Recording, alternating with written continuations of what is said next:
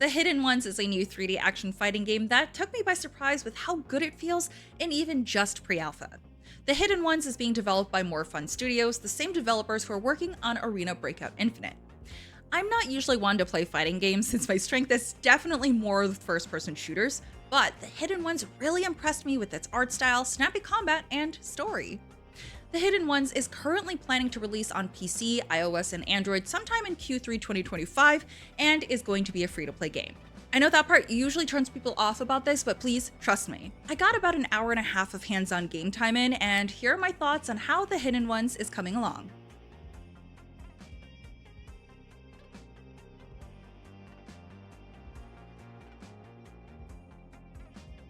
For some additional context, The Hidden Ones was based off a Chinese webcomic titled Under One Person, The Outcast, created by Dongman Tang. This webcomic was published in February 2015 by Tencent, then turned into an anime series called Hitori no Shida, The Outcast, in July 2016. The story revolves around Cho Soran, a college student who gets caught up in an accident in a small village. Soren was visiting his grandfather's grave when he's suddenly attacked by zombies. Then a girl, Fu Hoho, saves him. Soren comes to learn that his grandfather's martial arts technique is knowledge that many people want to learn. Having been taught this technique by his grandfather, Soren aims to protect this art and dives into researching who exactly his grandfather was. That's the webcomic story that fans are familiar with. When I asked the developers about if they would be using the anime or webcomic storyline, they said they would be using both to fully realize the narrative. I also asked if they were fans of the anime or webcomic, and they replied, well, you kinda have to be, right? Right off the bat, the Hidden Ones main menu caught my attention. It features several of the characters, or outcasts, in the story walking across a crosswalk. It's funny to say that the main menu actually did a great job of capturing each character's personality in just the way they choose to walk across the screen. Each outcast has their own unique moveset and fighting style, including elements from Chinese Kung Fu, Taoism, Yin Yang Bagua, Qi, and more. I ended up really liking Feng Baobao, the not at all scary girl with the knife, since her playstyle was very up close and personal. I'm going to be perfectly candid and tell you I suck at fighting games, but I was able to actually figure out movement and attacks and squeak out a win. While The Hidden Ones has a roster of unique characters with various different skill sets, there's also a gameplay mechanic called Doppelganger. This ability allows you to summon doppelgangers of the main characters as a spectral form to cast some of their own unique elemental abilities to aid you in fights. You can equip up to 3 doppelganger powers, but you only have 4 summon points at your disposal. Some of the doppelganger powers require more summon points, so what I found myself doing was equipping a doppelganger ability that cost 3 summon points, then equipping 2 lesser abilities that only cost 1 point each. There are very different abilities you can equip from the current collection of doppelgangers, so it allows you to mix and match various elements and actively change your playstyle regardless of the characters you choose in your lineup. The combat system is pretty easy to get used to. You've got all of your outcast skills, then the doppelgangers, and the only elements that are really tricky to get used to are blocking, parrying, and using the breakaway mechanic. Let me start with explaining breakaways. When you initiate your basic attacks, you'll actually end up chaining them in a combo that will shove an enemy away from you once you complete that specific combo. However, you can actually cancel this combo in the second or third basic attack to sidestep with your RB button, which is shift on PC, then continue using your basic attacks without shoving your enemy away from you. Using the breakaway button will use up some of your stamina, so you can't just continue to wail on your enemies with constant attacks.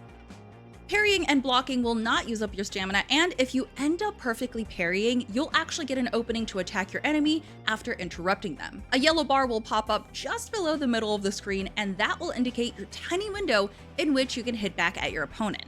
Unfortunately, some attacks cannot be parried or blocked, indicated by a red flash from the enemy. You'll have to dodge away from these attacks, but if you evade at the perfect time, you can get another opportunity to hit back at your opponent. Anyone can dodge any ultimate as long as they're able to do it in time. There's a tiny window after someone activates their ultimate where they must land their second strike. Failing to do so will result in the ultimate being wasted and the player penalized with a slower cooldown. The combat felt incredibly intuitive, especially for someone like me who's most decidedly a novice fighting game player. There are no specific special combo moves you need to perfect, and the Hidden Ones really rewards you for perfect timing and stamina management. It feels like a lot to keep track of, but it's really rewarding when you get your rhythm down. During my hands-on time, I wasn't able to play too much of the story mode except for one level that was about 3 chapters in. While I wasn't familiar with the character I was playing, Wang Ye, I was really intrigued by the chapter's villain. The level I started on had me taking Wang Ye to a tea house for a mini boss fight, then pursuing the main villain through the streets of the city. I had to fight off a few groups of enemies on the way and win against another mini-boss, which gave me time to figure out parry and block timings before approaching the chapter's final boss, Lingju. The difficulty spike from the previous boss fights to Lingju's was pretty aggressive. She has an interesting moveset where she's able to dodge quite a lot of attacks and has a grapple move that deals a good chunk of damage against you if you're not able to dodge it. With each boss fight, you're given 5 attempts to get back into the fight. Lingju ended up being a two-faced boss, which I didn't even realize could happen in a fighting game. Like I said, I don't play a lot of fighting games and definitely didn't play a lot of the campaigns when I did. Luckily, I hadn't used all of my lives yet, and when you choose to get back into the fight, the boss's health actually remains the same so you don't lose any progress. However, if you do end up losing all 5 of your attempts, you won't be reset all the way to the beginning. There are checkpoints within the fight that you'll get reset to, so with Lingju, you'd start at the second phase if you died after that point. The boss fight really tested your ability to react to unparryable or unblockable moves, and your reaction time to dodging against giant AoE attacks that could cause huge staggers. If you successfully parried an enemy's attack, you can follow up quickly afterwards with your own chain of attacks as a reward. Perfect dodges also give you a similar opening to attack, so you could realistically alternate between parrying and dodging if you weren't confident in doing one or the other. However, dodging does take up a good tick of your stamina bar, so knowing when to use it is key. After finishing the boss fight, I was instructed to swap over to the PvP mode, Duel. But not before I got to get a glimpse of a little cafe scene our main character loaded into right after the big fight. It looked like a social hub with various other characters from the game sitting together, giving you the opportunity to chat with them about the day's events. I didn't get to play through that point, but I did get to kick some ass in Duel. I was in a pretty small preview group, so I only got to play against about 3 other people, but it was fairly competitive. Starting out in Duel, I had to pick 3 characters I wanted to use so that if I lost a match with one of the characters, the next in line would step up as a replacement. Just know that you can't swap out characters mid-match like tag team fighting games. Once you've selected your outcast and doppelganger abilities, you'll get thrown into a match playing against a real person as opposed to the game's AI. The one difference between Duel and Story Mode is that you don't get health packs lying around the arena. It's just you and your opponent. The 3D animation and space really work for PvP fights. I felt a good sense of freedom of movement and could play distance if I needed to get my bearings, but I could also easily close the gap with one of my special abilities. The balancing between each character felt pretty good. No one was OP over another, and it was all really just dependent on your playstyle. I specifically did really well with Feng Baobao since she excelled at close-range quick attacks and could dash forward with her knife. The more I played, the more I wanted to practice hitting specific combos with ability rotations to try and increase my flow and maintain my stamina bar. As sweaty as some of those duels were, I found myself wanting to queue back in to fight some more. For players wanting a good challenge with fighting games, the trial mode is definitely going to be something you'll want to look into. Trial pits you against all the bosses you'll come across in the main story mode, but you can change the difficulty. Since the story mode doesn't come with difficulty options, trial will be the mode for you to queue into if you really want to put your abilities to the test.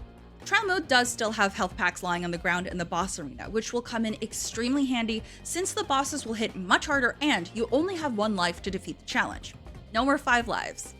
The boss fights can be incredibly aggressive, and you'll have to really get down your parry and dodge timing to successfully win. You can select any outcast you want to play in any trial, and you can also select any doppelganger abilities. While I liked this mode for the more hardcore players, I'm definitely not going to be entering a ton of trials until I get extremely and overconfident with my blocking and parrying timings. Overall, I'm really excited to see the future of the Hidden Ones. It's a fun, challenging fighting game with a unique combat system and has a really pretty art style. The 3D aspect to the Hidden Ones works really well with the various different stages you can fight on. And the art style reminds me of anime movie graphics, and it definitely feels like you're just in the Outcast TV show controlling the characters. When I asked developers Fox Lin, lead game designer, and Stan Fan, senior game designer, about what their free-to-play model may look like in the future, they told me that they hadn't thought very far into that since their main goal is to get further into the game's development before solidifying monetization plans. As for how to carry out on that, we haven't really think very deep into that, so that have to wait until probably we get far enough into developing the game, and then we can have a very definite answer. I think that's very refreshing that you are taking gameplay first and then thinking monetization later, because you can very much tell that this has had a lot of love and passion put into it. Yes, we want to focus on our gameplay first. Yes, which is very rare to see in the industry nowadays with free-to-play, so I very much appreciate it. I think that's a great way to do it. Okay, thank you. During my hands-on time with the Hidden Ones, I didn't run into any bugs or huge issues and had dealt with just a few graphical stutters from time to time. Considering what I played was an early build, I feel pretty optimistic about the future of the Hidden Ones. If you're interested in getting some time in with the Hidden Ones, there's a pre-alpha playtest running from January 7th to January 15th, and you can visit their website to sign up. Let me know what you thought of the Hidden Ones and if you'll be checking this out, but in the meantime, I'll be here to continue giving you your gaming news.